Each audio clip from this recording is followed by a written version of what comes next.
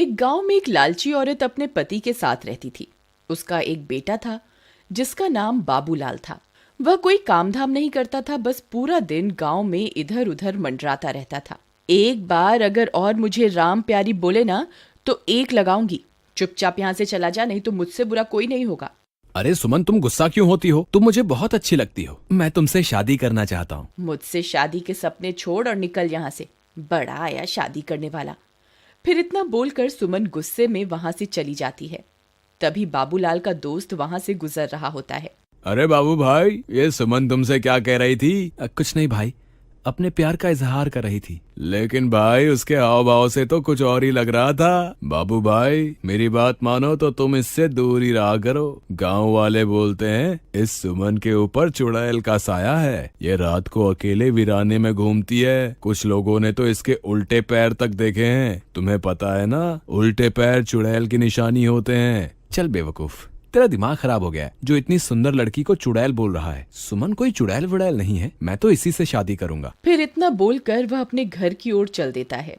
माँ, अब मेरी शादी की उम्र हो गई है। मेरी किसी सुंदर सी लड़की से शादी करवा दो ना। हाँ हाँ, क्यों नहीं। अगर राजा बेटा का कोई और भी अरमान है तो वो भी बता दीजिए। आपके सारे अरमान एक साथ ही पूरे करवा देंगे। काम धाम तो कुछ करना नहीं है। तेरी उम्र के सारे लड़के कुछ ना कुछ काम कर रहे हैं और एक तू है, पूरा दिन घूमता रहता है और मुफ्त की रोटियां तोड़ता रहता है। भला तुझ जैसे लड़के को कोई अपनी लड़की क्यों देगा? पहले कोई काम धाम करके कुछ पैसे वैसे कमा के दिखाओ, फिर शादी के सपने देखना। चल भाग यहाँ से, आवारा कहीं का, तो किसी काम धाम का नहीं है। देखो ना माँ, पिताजी हमेशा मेरी बेइज्जती करते रहते हैं। किसी दिन मैं घर छोड़ के ही चला जाऊंगा। अरे नहीं नहीं बेटा, कैसी बातें कर रहे हो? ये सब तुम्हारा ही तो है। अजी आप तो रह नहीं दो। हर वक्त मेरे भोले भाले बेटे को नीचा दिखाते रहते हो। अजी हमारे पास इतनी धन दौलत है, क्या आप ये सब अपने साथ ऊपर लेके जाओगे? भला मेरे बेटे को कमाने की क्या जरूरत है? माँ, मुझे सुमन बहुत पसंद है। तुम उसके घर मेरा रिश्ता लेकर जाओ ना। ठीक है, मैं कल ही सुमन के माता पिता से तुम्हारे रिश्ते की बात करने जाऊंगी। फिर अगले दिन बाबूलाल की माँ सुमन के घर रिश्ता लेकर जाती है और उन्हें अपने पैसों का रुबाब दिखाती है। देखिए बहन जी, आप बहुत अमीर लोग हैं और हम गरीब। मेरे पास आपको देने के लिए कुछ भी नहीं है। तुम्हारी किस्मत बहुत अच्छी है जो तुम्हारी लड़की की शादी मेरे बेटे से हो रही है। बस तुम सुमन की शादी मेरे बेटे से करवा दो, मुझे तुमसे कुछ नहीं चाहिए। इतना बोलकर वह वापस अपने घर की ओर चल देती है। अगले दिन सुमन और बाबूलाल की शादी हो जाती है। बाबूलाल सुमन से शादी करके फूला नहीं समाता। रात होने पर बाबूलाल और सुमन अपने कमरे में सो रहे होते हैं। तभी सुमन उठती है और सीधा घर से बाहर निकल जाती है और जंगल की ओर चल पड़ती है। बाबूलाल के दोस्त को सुमन पर पहले से ही शक होता है, इसलिए वह उस पर पहले से ही निगरानी रखे हुए होता है। अरे ये भाभी इतनी रात गए कहाँ जा रही है? मुझे इनका पीछा करना होगा। फिर चीमा सुमन का पीछा करने लगता है। तभी चलते चलते सुमन के पैर उल्टे हो जाते हैं। अरे मर गए रे, इसके तो पैर ही उल्टे हो गए। मेरा शक सही निकला, ये तो चुड़ैल निकली। तभी देखते ही देखते सुमन चुड़ैल में बदल जाती है और गुफा के अंदर घुस जाती है। चीमा की आंखें फटी की फटी रह जाती हैं। फिर वह भी उसके पीछे पीछे गुफा के अंदर घुस जाता है। ए हैवानों के देवता, मैं आपको 9 बलि चढ़ा चुकी हूँ। बस एक बलि और चढ़ाते ही मैं सर्वशक्तिमान बन जाऊंगी। फिर मैं इन शक्तियों से पूरी दुनिया पर राज करूंगी। मुझे अभी के अभी सारी बात बाबूलाल को जाकर बतानी होगी। फिर वह सीधा भागता हुआ बाबूलाल के घर जाता है और खिड़की से उसे आवाज देता है। बाबू भाई उठो, मुझे तुम्हें बहुत जरूरी बात बतानी है, जल्दी उठो। अरे क्या हुआ भाई, इतनी रात तुम यहाँ क्या कर रहे हो? भाई मैंने तुम्हें पहले ही कहा था कि तुम्हारी बीवी चुड़ैल है, लेकिन तुमने मेरी बात का विश्वास नहीं किया था। भाई मुझे लगता है कि तुम्हारा दिमाग खराब हो गया है, जो ये बहकी बहकी बातें कर रहे हो। अच्छा तो ये बताओ कि क्या सुमन घर पे है? इतने में सुमन वहाँ आ जाती है। क्या हुआ चीमा भैया, इतनी रात गए कैसे आना हुआ? चीमा सुमन को घर पर देखकर हक्का बक्का रह जाता है। अब कुछ नहीं भाभी जी, मैं तो बस यहाँ से गुजर रहा था तो सोचा बाबू से मिलता चलूं। अच्छा अब मैं चलता हूँ। इतना बोलकर चीमा वहाँ से दुम दबा के भाग जाता है। अजी क्या हुआ, ये आपका दोस्त आपसे क्या कह रहा था? कुछ नहीं, बस ऐसी ही बेकार की बातें कर रहा था। चलो अब तुम सो जाओ, रात बहुत हो गई है। फिर सुबह होने पर वह सेठानी गुस्से से लाल हो जाती है क्योंकि सुमन अभी तक सो रही होती है। ए बहुरानी, अभी तक सो रही है क्या? घर का काम कौन करेगा? चल जल्दी उठ, मैंने काम वाली की छुट्टी कर दी है, आज से घर का सारा काम तुझे ही करना है। फिर सेठानी के जोर जोर से चिल्लाने की वजह से सुमन की नींद खुल जाती है और वह गुस्से से लाल हो जाती है। रुक बुढ़िया, तुझे मैं अभी बताती हूँ। फिर सुमन गुस्से में बाहर आती है। ए बुढ़िया, क्यों शोर मचा रही है सुबह सुबह? मेरी सारी नींद ही खराब कर दी। अरे दैया, इसकी हिम्मत तो देखो, मुझे बुढ़िया बुला रही है। ए, तेरी इतनी हिम्मत, मुझे बुढ़िया बोलेगी? चुपचाप घर का ये सारा काम निपटा दे। तेरे माँ बाप ने वैसे भी दहेज में फूटी कौड़ी भी नहीं दी है। मैं कोई काम वाम नहीं करने वाली, जो करना है कर लो। तेरी इतनी हिम्मत मुझे मना करेगी? रुक, तुझे अभी बताती हूँ। अरे मर गई रे, ये क्या हो गया?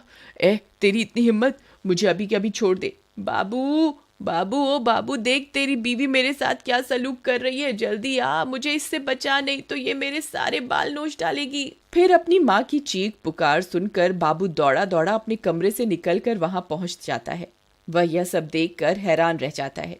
ए सुमन, तेरी इतनी हिम्मत, तू मेरी माँ के साथ ऐसा सलूक करेगी? अभी के अभी मेरी माँ को छोड़ दे, वरना अच्छा नहीं होगा। फिर सुमन उसे छोड़ देती है और सीधा अपने कमरे में चली जाती है। माँ, आप ठीक तो हो ना? आपको कुछ हुआ तो नहीं ना? मैं ठीक हूँ बेटा, मैंने तो बस इसे घर का थोड़ा काम करने को कहा था और इसने मेरी तो धुनाई ही कर दी। फिर बाबू परेशान होकर घर से बाहर निकल जाता है। वहाँ उसे उसका दोस्त चीमा मिलता है। क्या हुआ बाबू भाई, इतने परेशान क्यों हो? क्या तुम्हें पता चल गया कि तुम्हारी बीवी चुड़ैल है? मजाक मत कर यार चीमा, मैं वैसे ही बहुत परेशान हूँ। आज सुबह सुबह तो सुमन ने हद ही कर दी। उसने माँ के बाल पकड़कर उनसे बहुत बदतमीजी की। भाई, मैंने तो पहले ही कहा था कि सुमन कोई साधारण लड़की नहीं है, उसके ऊपर चुड़ैल का साया है। एक बहुत आसान रास्ता है। अगर तुम उस चुड़ैल के सामने आईना रख दोगे तो तुम्हें उसकी असलियत उस आईने में दिख जाएगी। फिर वे दोनों अपने अपने घर की ओर चल देते हैं। रात होने पर बाबू सुमन के लिए एक फूलों का गजरा लेकर घर पहुंच जाता है। अरे भगवान, तुम कहाँ हो? देखो आज मैं तुम्हारे लिए क्या लाया हूँ। सुमन वहाँ आती है और गजरा देखकर बहुत खुश हो जाती है। फिर वह गजरा अपने बालों में लगाकर शीशे के सामने पहुंच जाती है। तभी उसके पीछे पीछे बाबूलाल भी पहुंच जाता है। सुमन जैसे ही अपने आप को शीशे में देखती है, उसकी असलियत उसमें दिखाई देने लगती है। बाबूलाल की आंखें फटी की फटी रह जाती हैं। वह उस चुड़ैल को देखकर बहुत डर जाता है। हे भगवान, ये मैं किस मुसीबत में फंस गया? ये तो सच में चुड़ैल निकली। अच्छा हुआ तुझे मेरी असलियत के बारे में पता चल गया। मैं आज रात को तेरी ही बलि देने वाली थी। अरे भागो रे, ये तो चुड़ैल निकली। अपनी जान बचा के भागो। चीमा भाई, मुझे बचाओ, मेरी बीवी तो चुड़ैल निकली। तुम सही कहते थे। हाय, मर गए रे। फिर वह सीधा भागता भागता अपने दोस्त चीमा के घर पहुंच जाता है। चीमा भाई, जल्दी से दरवाजा बंद कर दो। तुम सही कहते थे, सुमन तो चुड़ैल है। मैंने उसकी असलियत आईने में देख ली है। अब वो मुझे नहीं छोड़ेगी। अजी, मुझे लगता है आपका ये दोस्त अपने साथ साथ हमें भी मरवा के छोड़ेगा। तुम अभी के अभी से घर से बाहर निकालो, नहीं तो इसकी पत्नी इसका पीछा करते करते यहाँ पहुँच जाएगी। तभी जोर जोर से दरवाजा खटखटाने की आवाजें आने लगती हैं। वे सब लोग डर जाते हैं। अरे दैया रे दैया, लगता है इसकी पत्नी इसका पीछा करते करते यहाँ पहुँच गई। चीमा भाई, गलती से भी दरवाजा मत खोलना, नहीं तो वो चुड़ैल हम में से किसी को भी जिंदा नहीं छोड़ेगी। अरे मर गए रे। बाबू भाई, भाभी तो चुड़ैल बनकर हमारे दरवाजे पर खड़ी है, अब क्या करें? मैं तो कहती हूँ इस बाबूलाल को उठाकर घर से बाहर फेंक दो। वह चुड़ैल इसी की तलाश में यहाँ आई है। बहुत शौक चढ़ा था ना इसे सुंदर स्त्री से शादी करने का, अब भुगतने दो इसे। चलो भाई बाबूलाल, अभी के अभी मेरे घर से बाहर निकलो। चलो चलो चलो। नहीं, मैं कहीं नहीं जाने वाला। मैं अकेला नहीं मरूंगा।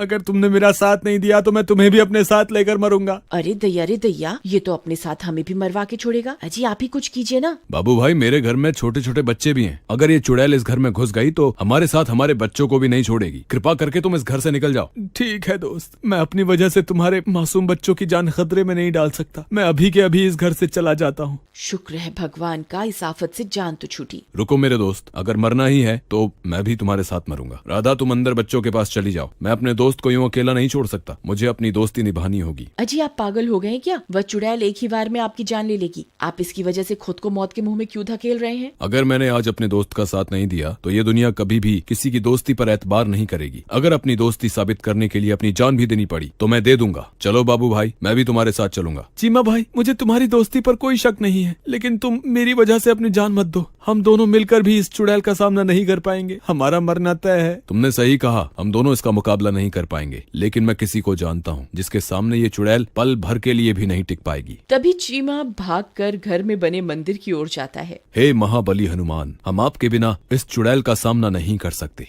आज फिर से एक बार बुराई को हराने के लिए हमें आपकी जरूरत है। कृपा करके हमारे साथ चलिए महाबली। चलो भाई, अब इस चुड़ैल को सबक सिखाने का वक्त आ गया है। अरे वाह वाह। हम 2 नहीं हैं चुड़ैल, हम 3 हैं। बोलो महाबली हनुमान की जय, सियापति रामचंद्र भगवान की जय, पवन सुत हनुमान की जय। अरे अरे मर गई रे, ये तूने क्या कर दिया। हे भगवान मुझे क्षमा कर दो, मुझसे बहुत बड़ी गलती हो गई। हे महाबली, हे सर्वशक्तिमान, मुझे क्षमा कर दो। मैं आज के बाद किसी व्यक्ति को नहीं सताऊंगी। फिर कुछ ही पलों में वह चुड़ैल जलकर खाक हो जाती है और एक बार फिर बुराई पर हमेशा की तरह अच्छाई की जीत होती है।